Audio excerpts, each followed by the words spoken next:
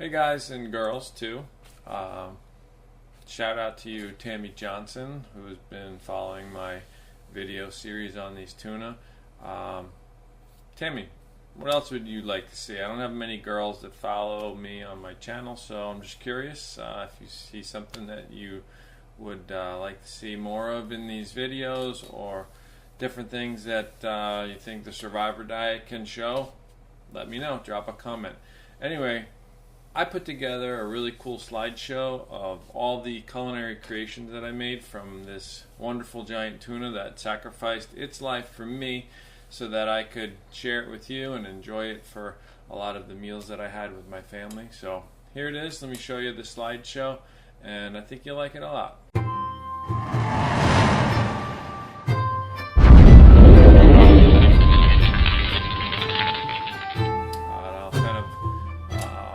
Talk to you about each of the dishes that you're going to see. Here's the carcass. This was a pretty big job. In the last video you saw my dad and I cleaning this carcass up, and we did a really good job in getting all the meat off it. That was a 71-inch fish, so pretty big.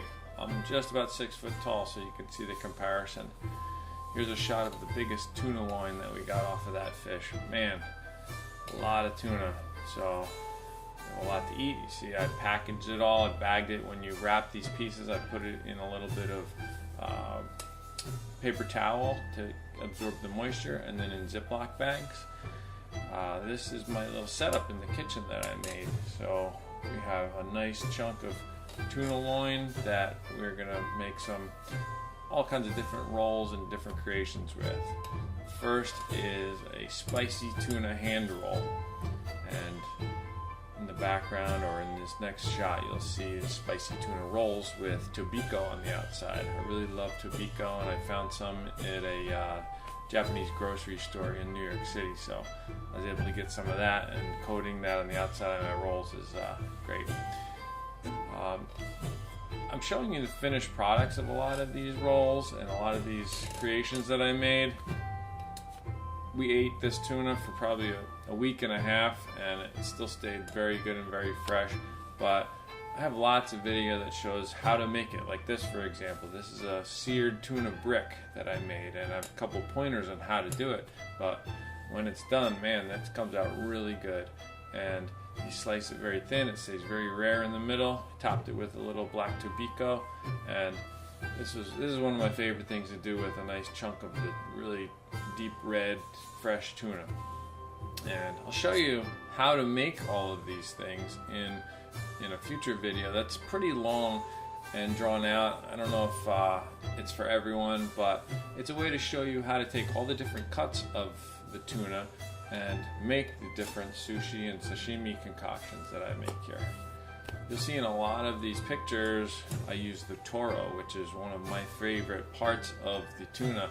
And I'm not a sushi chef. I'm gonna say that outright right now, but I love to eat it. I love to eat sashimi. I love to eat tuna raw, and over time I've been learning how to make all of these things, and it's really a great learning experience. I'm just trying to show other people that you can do it, and you don't have to be a sushi chef to be able to do it. I'm sure there's some things that I have no idea about, but I'm winging it and I'm doing the best that I can. I made use of these Himalayan salt bricks to do this presentation of my toro sashimi, and it added just like a nice little bit of saltiness to the flavor of the fish, which was really good too. I used so much of this toro in a lot of these pictures, but how could you not? It's like the best part of this fish, and it just melts in your mouth. It's so tender. And in recapping and looking at all these pictures, I'm salivating a little bit myself, so I can imagine what some of you that are really into sushi may be thinking when you watch some of these pictures. So hopefully you think I did a really good job. Again, right there. Ooh, that's just like a bite of heaven right there. I try to do the best I can to make a nice presentation, because when you see the food and it hits your eye and it's like an artistic and creative way that it's presented, it actually makes the food taste better. I mean, it obviously has to be very good food too, but the presentation, in my opinion, is very important as well. So, do the best you can. When you have fresh fish and you have the best ingredients, use that to the best of your ability and try to make it look good and present it. And you'll see that you can use different sauces and different ways to put this fish together, and it just stands alone. You just can't beat it when it's fresh. Can you imagine how much tuna I ate for this past week and a half? Some people say that it's maybe not the best for you to eat that much tuna, but you're just doing it on a every once in a while basis. It's not going to be that bad for you. There's a lot of questions about the mercury content in these pelagic fish, and it's just something that you have to be a little bit careful of and mindful of. Here's a little pile of orange tobiko mixed with a little bit of sauces that I made and the toro sashimi as well. Wow. That's all I have to say about that picture as well. I had this for lunch, for dinner, sometimes for breakfast. I mean, how could you not? And these pieces, one of those pieces in a New York City restaurant would probably go for about $5 to $8 per slice, maybe even more depending on the quality of the fish. So I'm just about done with the slideshow.